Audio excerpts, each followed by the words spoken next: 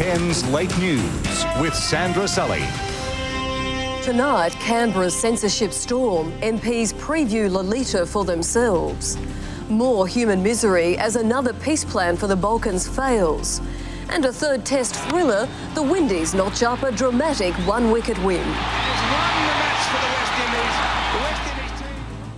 Good evening. First tonight, more controversy flares over the film Lolita. The censor has announced a new review of its adults-only rating for the movie as government MPs step up their call for a complete ban. Lolita. It's a literary classic, fueling controversy for 50 years. Claiming it glorifies pedophilia, outraged government members want Lolita banned. And tonight they held a special screening in Parliament House. I'm not expecting anything. I'm going in to make an informed decision. But I didn't like the book, I'd have to say, but I'm interested to see how they deal with the film. I just want to see what the concerns are and whether they're justified. 2.25 hours later, the verdict... A very grim and disturbing film. Very sad and very awful. Trish Draper adamant Lolita's adults-only R rating is not good enough. Look, you have to draw the line. When there's children involved, when kids are being exploited for entertainment, for the sexual gratification of pedophiles, I think we have to say something. But arguing censorship is not the answer. The film's director is adamant Lolita does not condone or encourage pedophilia. That's what a movie should do. It should make you argue and disagree. Lolita will be previewed in theatres across the country this weekend in the lead up to its national release on Thursday. But its cinema life here in Australia may be short. The censor tonight announcing Lolita will be looked at again to reassess its R rating. The review prompted by complaints from a paedophile support group in Western Australia. Deborah Knight, 10 News.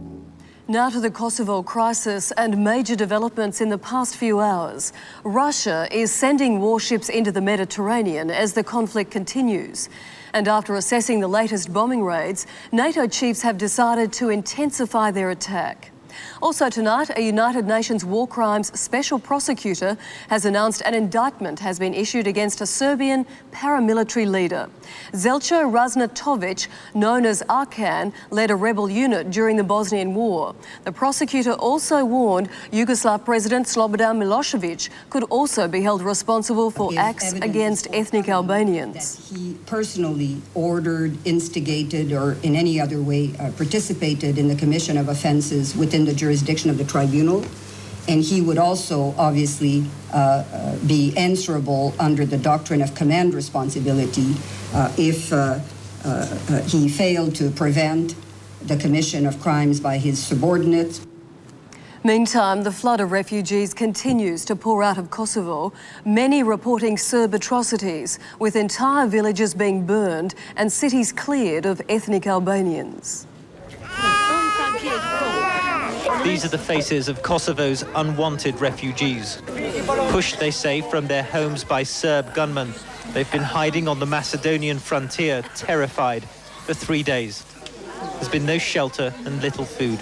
In the village below, an elderly woman, scratched and bruised from her 18-hour trek into Macedonia, is carried into a taxi and driven away. She climbed down from the Kosovo hills that day, with 2,000 men, women and children behind her. They're in a desperate state. It was the hardest journey of my life, says this woman. We crossed mountains and rivers to escape the Serbs. For the reluctant Macedonian authorities, the arrival of thousands of Kosovars, mainly without travel documents, is proving a bureaucratic strain. The military has been dispatched to round up refugees making illegal border crossings so they can be officially processed and controlled. But aid workers say as many as 30,000 may now be on Macedonian soil. There's an open corridor that's been created to Macedonia, and if the Serbs decide that they want more people to come here, then there's a potential for a huge number to be driven into Macedonia. With new arrivals increasing by the day, the international aid community says it has big plans to cater for these refugees. But for the moment, Macedonia's own ethnic Albanian community is virtually alone and struggling to cope. $2 million for shelter, transport and health is on its way from the federal government to aid agencies for the Kosovo refugees. And there's been a major response to big appeals in Australia through World Vision. On these telephone numbers 13 32 40, that number again 13 32 40, and to Care Australia, that number 1800 020 046, that number again for Care Australia 1800 020 046. To other news, and a chilling account of a woman's incredible ordeal with a freight train. She was on a mobile phone screaming for help as the train dragged her car along the tracks. As the wreck of Amber Scott's car was pushed along at 50 kilometres an hour by a train, she was certain these would be her last words.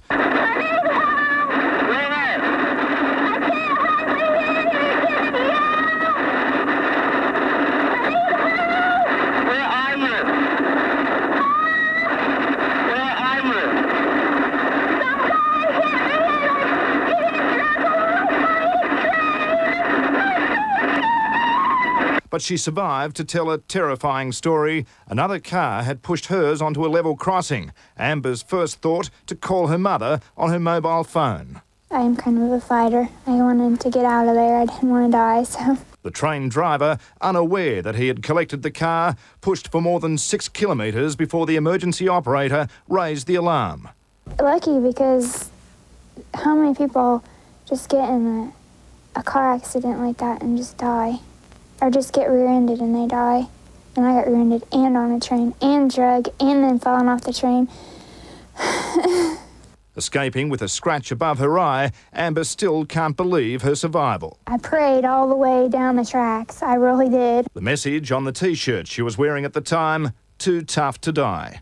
Adam Malters, 10 News. Shane Warne is facing the axe after Australia's dramatic loss to the Windies in the third cricket test. The scene in Barbados was remarkable as the Windies won by a wicket. Gillespie has won the match for the West Indies. One of the most memorable days in Test cricket history. Just 2 weeks ago, Brian Lara was hanging onto the gangplank by his toenails. Now, no one denies he's in charge of a rollicking ship. That's his 100. Brian Lara hits it over the top. And the West Indies captain, the prodigal son turned Messiah. For Australia, Glenn McGrath was just as spirited. He's bowled in. McGrath strikes. For 1 over, the two turned the ground into a boxing ring. A jab from McGrath, with follow-up sparring. A little bit of biplay between McGrath and Lara. Then a swift hook to finish the round. In a brave 15-over spell, McGrath claimed 3 wickets to take Australia to the brink of victory. But a 9th wicket stand between Lara and Curtly Ambrose swung the game again. With just 7 runs needed, a crucial mistake. In the air, dropped! Although Jason Gillespie claimed Ambrose a run later, Lara guided his team to victory and a 2-1 lead in the series. James Knight, 10 News.